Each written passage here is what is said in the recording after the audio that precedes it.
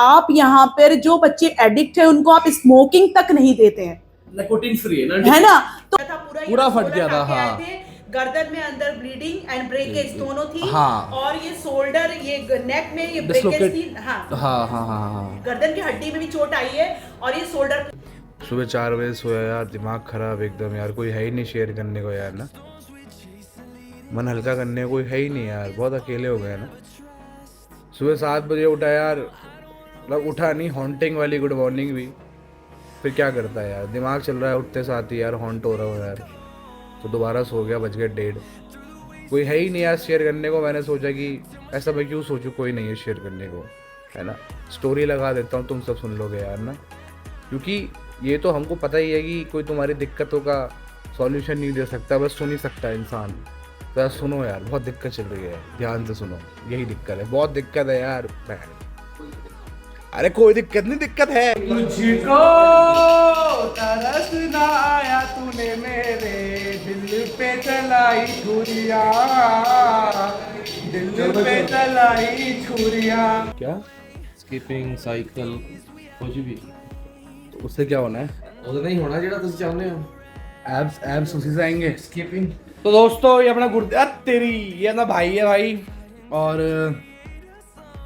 भाई full motivate कर रहा है मुझे कि देखो यार डोले सोले तो बढ़ जाने हैं, शोल्डर वोल्डर तो अच्छी आ ही जाएगी, थोड़ा सा एब्स के लिए, पेट के लिए कुछ करो। तो हमने डिसाइड किया यार कि हम करेंगे साइकिलिंग, शेप में आने वाले हैं, बस थोड़ा सा ये बैले फैट है जो, इसको रिड्यूस करने के लिए हम साइकिलिंग करेंगे। और भाई मेरे लिए बहुत ही तगड़ी साइकिल लेके आ रखे हैं यार, मैं बहुत थैंकफुल हूँ यार, ऐसे भाई हैं मेरे पास। तो चलिए फिर अपा चलो टेस्ट ट्रायल वगैरह, साइकिलिंग का लूज है उसको टाइट करेंगे। साइकिल ना स्टैमिना बढ़ता है बहुत ज़्यादा, साह वगैरह नहीं चढ़ता, फिर बाद जिम च एक्सरसाइज वगैरह लाने अपना साह वगैरह नहीं चढ़ता। ਤੇ ਆਪਣੇ ਭਾਜੀ ਗਏ ਆ ਦੇਖੋ ਸਾਈਕਲਿੰਗ ਕਰਨੇ, ਅੱਜ ਟੈਸਟ ਡਰਾਈਵ ਲੈਣ ਰੋਜ਼ ਆ ਰਹੇ ਆ। ਇਹ ਹੁਣ ਕੱਲ ਤੋਂ ਬੁਖਾਰ ਸ਼ੁਰੂ ਹੋ ਜਾਣਾ ਸਾਡਾ ਸਾਈਕਲਿੰਗ ਵਾਲਾ ਵੀ। जी भाई इससे अच्छी साइकिल हो सकती है क्या? तो भाई हमने ਉਹ ਚੀਜ਼ ਆਪਣੀ ਫੈਟ ਵਧਾਉਂਦੀ ਹੈ, ਇਹ ਚੀਜ਼ ਘਟਾਉਂਦੀ ਹੈ। वो चीज फैट बढ़ाती है और ये चीज फैट घटाती है, और हमने कम करनी है फैट। एंड ये सबसे बेस्ट साइकिल है यार, है नहीं? Best cycle. अब जल्द से हमारा साइकिलिंग वाला शुरू हो जाएगा।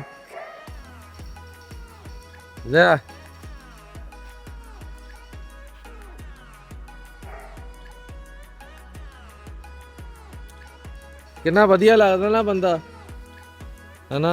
घट्टो घट 15 to 20 kg वेट कम किया हमारे भाई ने। या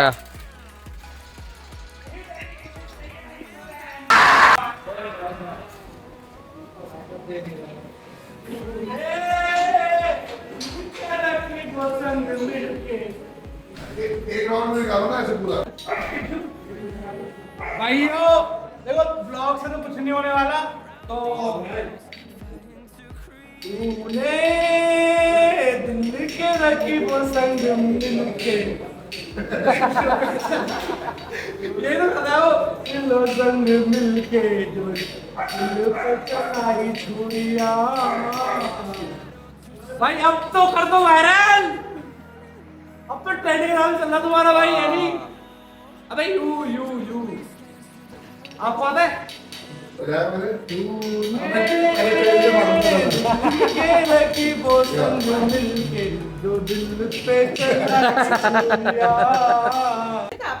नमस्ते आशु भैया।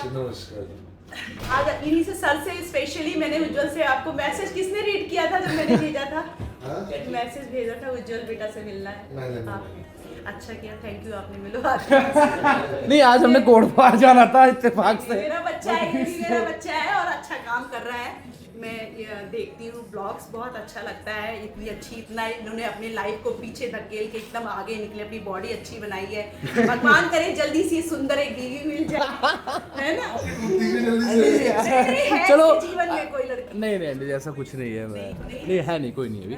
मैं ये कहना चाह रहा हूँ आंटी जी, तो जब ये छत से गिरे, आप यहाँ पे एक तो सबसे बड़ी बात यह है कि आप यहाँ पर जो बच्चे एडिक्ट है उनको आप स्मोकिंग तक नहीं देते हैं, निकोटीन फ्री है है ना। तो ये सबसे बड़ी बात है। और पिछले जहां नशा मुक्त में अपने बच्चे को मैंने डाला था ना सर, वहां पे वो उसको स्मोकिंग देते थे क्योंकि इतना हाइपर होता था तो देते थे। तो नशा जब वो सिगरेट पीता था तो धुआं तो उसकी जिंदगी से गया ही नहीं ना सर, नहीं गया ना, धुआं गया नहीं उसकी जिंदगी से। अब वो बाहर आके जब वो बीड़ी मांगेगा फिर पिएगा, फिर तो सोचेगा हम गांजा भी पी लें।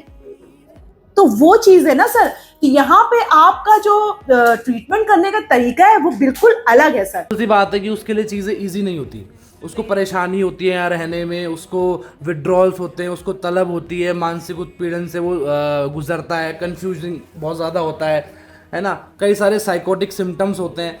तो ज़्यादातर रिहैब्स में ये होता है कि उसको शांत करने के लिए एक बीड़ी दे दी या फिर एक सिगरेट दे दी या फिर एक खैनी दे दी कि चल तू ये खा ले भी शांत हो जा।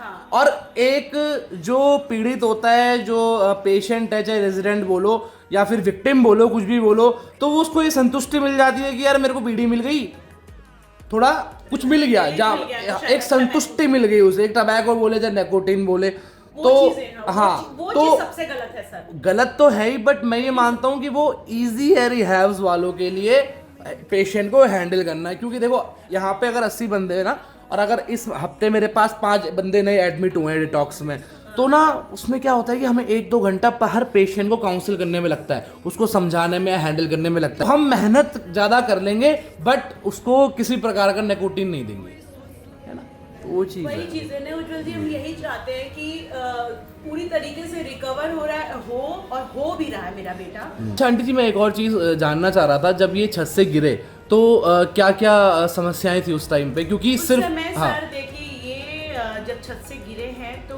मैंने कोई अच्छे कर्म किए, मेरा बच्चा है, उसके गर्दन में इंजरीज थी मैम 4th फ्लोर से गिरने के बाद इंसान बच नहीं सकता, खासकर जब वाले ने ही अपने हाथों हाँ, में उसको वही थाम लिया है। सर बहुत डॉक्टर सफदरगंज हॉस्पिटल में ट्रीटमेंट बिल्कुल। हुआ है, डॉक्टर भी हैरत अंगेज है कि इतनी ऊपर से एक मंजिल के गिरने के बाद कोई नहीं बचता। तो शायद मेरे हस्बैंड स्पिरिचुअल पर्सन है, बिल्कुल। तो शायद उनकी भी कृपा है। हम हॉस्पिटल भी आए थे, मैं अंकल से मिला नहीं बट मैं आया था। हाँ, मेरे पे क्लिप भी है, मैंने बनाई थी क्लिप, उसको पूरा बांधा हुआ था स्ट्रेचर में और हाथ पैर बांधे हुए थे, उनसे हैंडल नहीं हो रहा था, वो हो रहा था क्योंकि वो नशा उस समय था उनकी बॉडी में। दूसरी बात है कि नशा का जितना गिरे, लेकिन जब तक ऊपर वाले की कृपा नहीं होती है तब तक बच भी नहीं सकता। कोई अच्छे कर्म भी मैंने किए थे, बिल्कुल और बचा है तो शायद ईश्वर ने कुछ अच्छा सोचा हो मेरे बच्चे के लिए। बहुत हैरान करने वाली बात है कि 4th फ्लोर से बंदा गिर रहा है, और सुनिए जिस हिसाब से गिरा भी सर के पहले ऐसे गिरा था ये, हाँ। और ये फट गया था पूरा पूरा फट गया था, हाँ। गर्दन में अंदर ब्लीडिंग एंड ब्रेकेज दोनों थी, हाँ। और ये शोल्डर, ये नेक में ये ब्रेकेज थी, हाँ। गर्दन की हड्डी में भी चोट आई है, और ये शोल्डर पूरा हड्डी शोल्डर खत्म की पूरा ब्रेकेज, होता और वो, रिब्स, रिब्स जो भी। चेस्ट की रिब्स भी एक थोड़ी हाँ। टूटी हुई है। तो हॉस्पिटल से कितने दिन बाद आपने उज्जवल सर, भविष्य में वो तो, एडमिट कराया? समझ लीजिए 10 मार्च को ये गिरे हैं, हाँ। और 23 मार्च को डिस्चार्ज करा के लेके आए हम। उसके बाद उज्जवल भविष्य में, उसके बाद तो उज्ज्वल आप लास्ट टाइम शांतनु जी से कब मिले थे? लास्ट टाइम 1 महीने पहले, आई थिंक। मैंने 23 को है ना? मैंने इसको यहाँ पे एडमिट किया है, 23 मार्च, को, अप्रैल, और मई, मैं अप्रैल, मई। में मिली हूँ इसको।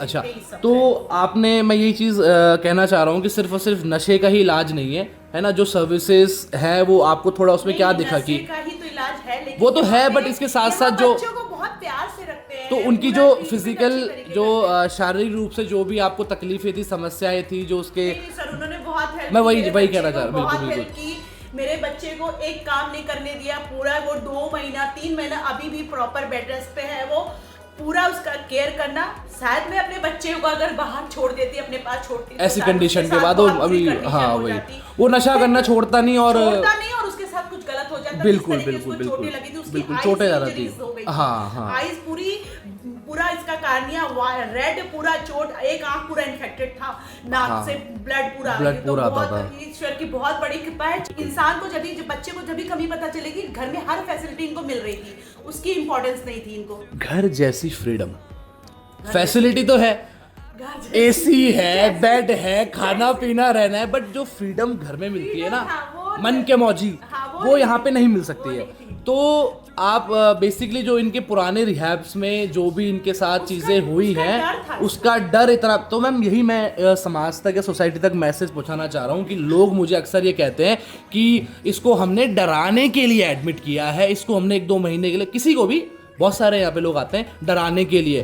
तो एक यही मैसेज आपके द्वारा, इस वीडियो के द्वारा आगे फॉरवर्ड कर पाएंगे हम कि जी हाँ, बिल्कुल डर एक दिन खत्म हो जाता वहाँ है। पे इसको डर था। हाँ, दूसरी बात है कि जो फर्स्ट रिहैब में था वहाँ पे भी इसको अंदर से अच्छा नहीं महसूस होता था, कंडीशंस थी जो भी था उसको अच्छा नहीं लगा था, तो उसका डर भी था। दूसरी बात नशा भी कर रखा था, तो इसलिए मेरे को घर पे बोलता था मुझे अब दोबारा मत रिहैब, मुझे काला पानी मत दिखाना, मुझे नहीं दिखाना, मुझे काला पानी दिखाया, ठीक है। और मैं यही लोगों से कहूँगी, आपके अगर बच्चे इस तरीके की तरफ जा रहे हैं, नशे की तरफ, तो ये अच्छा, बहुत अच्छा फाउंडेशन यहाँ अपने बच्चे को डालिए। यहाँ पे कोई कंडीशंस नहीं है, सारी अच्छी अरेंजमेंट है, योगा क्लासेस होती हैं, मोटिवेशनल क्लासेस होती हैं, साइकेट्रिक एंड साइकोलॉजिस्ट है जो प्रॉपर ट्रीटमेंट देते हैं अपने पेशेंट को। बाकी मेरे बच्चा का तो बहुत इम्प्रूवमेंट है, बहुत सही है। और मैं यही आप लोगों से बोलना चाहूँगी, ये बहुत अच्छा है बच्चा। Thank you उज्जवल जी तो so बहुत much. ही अच्छे हैं जो इस फाउंडेशन को चला रहे हैं। आंटी, मैं वो बहुत यंग बच्चा है लेकिन बहुत अच्छा है, लोगों का इतना रिगार्ड करना और सेवा भावना, ये सब चीज़ों में बहुत अच्छे हैं।